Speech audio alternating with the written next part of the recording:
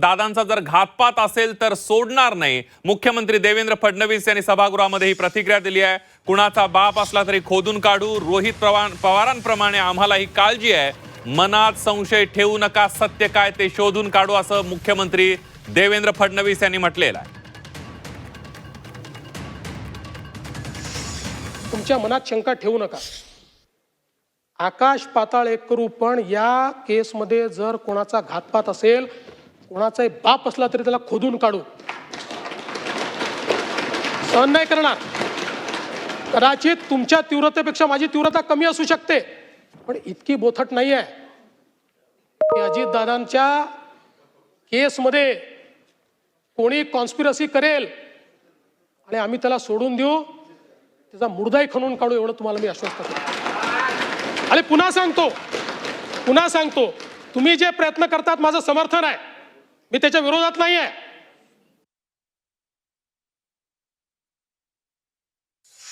रोहित पवारजींनी अतिशय भावनिक पद्धतीने हा मुद्दा मांडला आणि निश्चितपणे चेतन तुपेंनी देखील अतिशय चांगल्या पद्धतीने तो मुद्दा मांडला, अनेकांनी मांडला.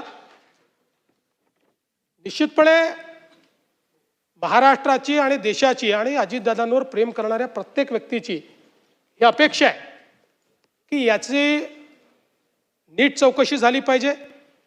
यातलं सगळं सत्य हे बाहेर आलं पाहिजे आणि याबद्दल कोणाच्याही मनामध्ये शंका नाही.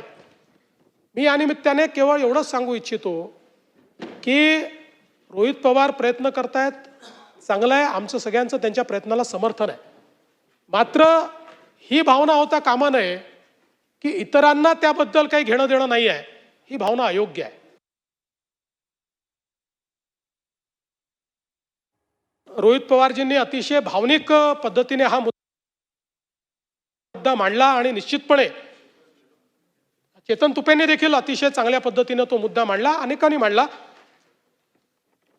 निश्चितपणे महाराष्ट्राची आणि देशाची आणि अजितदादांवर प्रेम करणाऱ्या प्रत्येक व्यक्तीची ही अपेक्षा आहे की याची नीट चौकशी झाली पाहिजे.